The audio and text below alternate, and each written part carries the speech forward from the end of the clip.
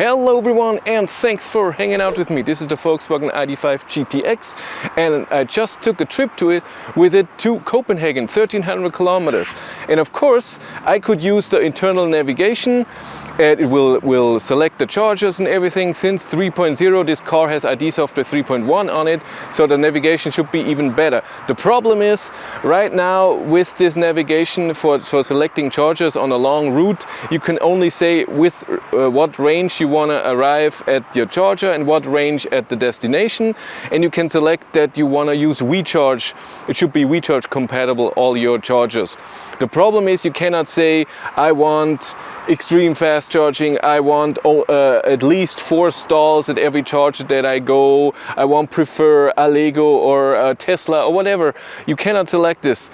So for our trip that we took, I used a better route planner with Android Auto in this car, and it will calculate the trip very well with chargers that I say I prefer. It also will use real-time weather data and traffic, of course, and will consider the elevation. So if it goes up, that it knows you have a higher consumption, and you can select what car you're using, so it can estimate the consumption, also what speed you want to drive and everything. So it's just awesome. And what's even better, I wanted to have the real-time state of charge in a better route planner. So if we have higher consumption because we drive different than what we told a better route planner, so if we drive faster or slower than we told a better route planner, then the state of charge of course is different. With a real-time state of charge, that is no problem, because then a better route planner always gets the real state of charge and knows, okay, consumption is higher, I have to calculate a bit differently. And we did that. You can do it with 3 ways with the ID.5. You can do it with OBD dongle. So you put a dongle in there, and then this sends the data that's happening in the car to a better route planner. But I have the problem with the phone that it's 2 sources of Bluetooth then, because when you use Android Auto, it always connects to your car. So you have phone if someone calls you, and then it has to connect to OBD, and a lot of times that is a problem. Second thing is you can use EV Notify.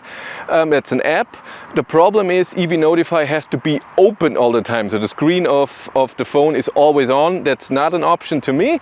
So we used Tronity. Tronity is a service where you can have different cars in the cloud. It shows you that you charged this much, you drove there, you had that consumption because this was your beginning state of charge, this was the end state of charge. And it also gets this from WeConnect ID, so it's pretty accurate. And I will show you everything in the car.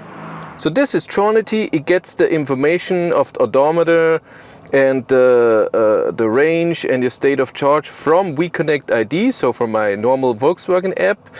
And then with that data, it can calculate trips, the consumption, everything. It will write everything down. For example, we have a big trip here, from where to where, 154 kilometers. It just does this with the odometer. And then kilowatt hours, it calculates this with the beginning state of charge and the end state of charge. With this, it calculates the consumption, and the speed is also done with time and the kilometers of the odometer temperature it gets from the car, your odometer. So that works really well. And also with charging, you can see how much was AC, how much was DC charging, and the prices. You can put down what it costs charging at home and everything. And with that, I'm here in my better route planner, and it shows me my real-time state of charge.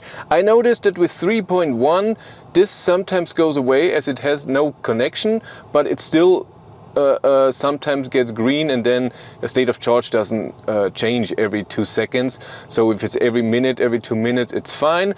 And I noticed, by the way, with Tronity, with a car that doesn't have 3.0, you don't get the odometer, so you don't have trips when you don't have version 3.0 on your car.